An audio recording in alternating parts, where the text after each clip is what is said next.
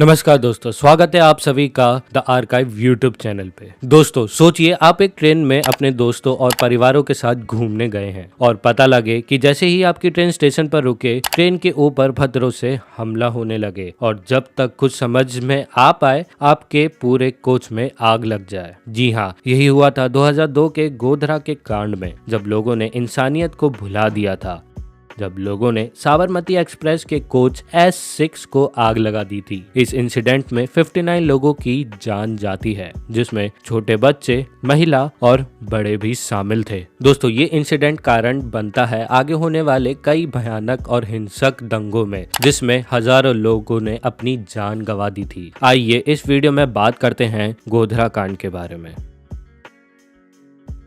Sabarmati express train Ayodhya से वापस गुजरात के अपने सफर पर थी। ट्रेन के S6 कोच में कई कार सेवक बैठे थे, जिनमें कई लोग अपने पूरे परिवार के साथ सफर कर रहे थे। दोस्तों कार सेवक वो लोग होते हैं जो कि धार्मिक या सामाजिक काम के लिए अपना समय देते हैं और सहायता करते हैं, वो भी बिना किसी पर्सनल फायदे के। 2002 में कई हिंदू कार सेवक अयोध्या में राम मंदिर निर्माण के लिए अपना योगदान देने गए थे। अयोध्या से वापस के दौरान ये लोग अपने सफर में रिलीजियस चैंट्स और स्लोगन्स भी कर रहे थे, जैसे जय श्री राम के नारे। इस वजह से कुछ रिपोर्ट्स में कहा गया कि ट्रेन के प्लेटफॉर्म पर मौजूद कुछ लोकल लोगों के साथ कार सेवाओं का तनाव हो गया था, लेकिन ये तनाव कितना सीरियस था इस पर आज तक कंट्रोवर्सी बनी हुई है। जब साबरमती एक्सप्रेस सुबह के आसपास गोधरा स्टेशन पर पहुंची, तब कुछ लोकल लोगों ने ट्रेन के कुछ कंपार्टमेंट के आसपास जमा होना शुरू कर दिया था। रिपोर्ट्स के मुताबिक ये ग्रुप ज्यादातर मुस्लिम कम्युनिटी का था। कुछ रिपोर्ट्स में कहा गया कि स्टेशन पर कार सेवक और लोकल मुस्लिम के बीच में एक माइनर झगड़ा हुआ था, जो ट्रेन के प्लेटफॉर्म पर खड़े एक चाय वाले से शुरू हुआ था। कार सेवा और लोकल लोगों के बीच झगड़े के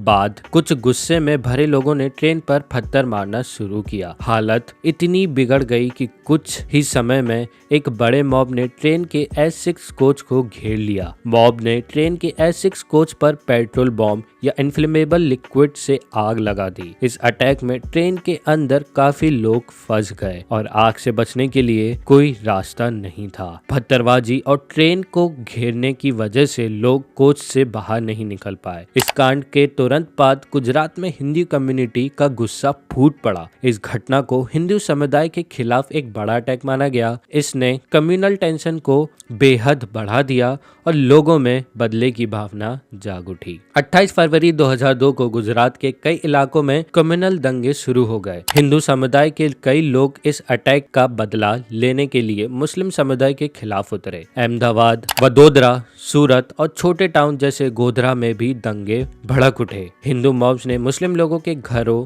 दुकानों और मस्जिदों पर हमले करने शुरू किए। मुस्लिम समुदाय के लोग टारगेट बने और इन अटैक्स में कई लोगों की जान चली गई। अहमदाबाद के गुलबर्ग सोसाइटी और नरोदा पटिया जैसे एरियाज इस वायलेंस के सबसे बड़े सेंटर्स बन गए, जहां कई मुस्लिम्स को मार दिया गया। गुलबर्ग सोसाइटी में तो एक जगह पर 69 मुस्लिम को मार दिया गया था और इसी वजह से मुस्लिम फैमिलीज अपना घर छोड़कर भागने पर मजबूर हो गई। गुजरात के बहुत से इलाकों में मुस्लिम समुदाय के लोगों को या तो मार दिया गया या फिर उनको उनके ही घरों से निकाल दिया गया। दंगे के दौरान गुजरात की सरकार पर आरोप लगे। मुख्यमंत्री नरेंद्र मोदी के नेतृत्व वाली बीजेपी सरकार पर आरोप था कि उन्होंने दंगे रोकने के लिए तुरंत और सख्त कदम नहीं उठाए। कई जगह लोगों ने कहा कि पुलिस और एडमिनिस्ट्रेशन ने मॉब्स को कंट्रोल करने के लिए टाइमली एक्शन नहीं लिया था। कई रिपोर्ट्स में ये भी आया कि पुलिस ने केसेस में हिंदू मॉब्स का साथ दिया या फिर आंख बंद करके मॉब्स को मुस्लिम एरिया में वायलेंस करने दिया। इस दंगे के बाद कई सालों तक लीगल इन्वेस्टिगेशन और कोर्ट केसेस चलते रहे। स्पेशल इन्वेस्टिगेशन टीम भी बनाई गई थी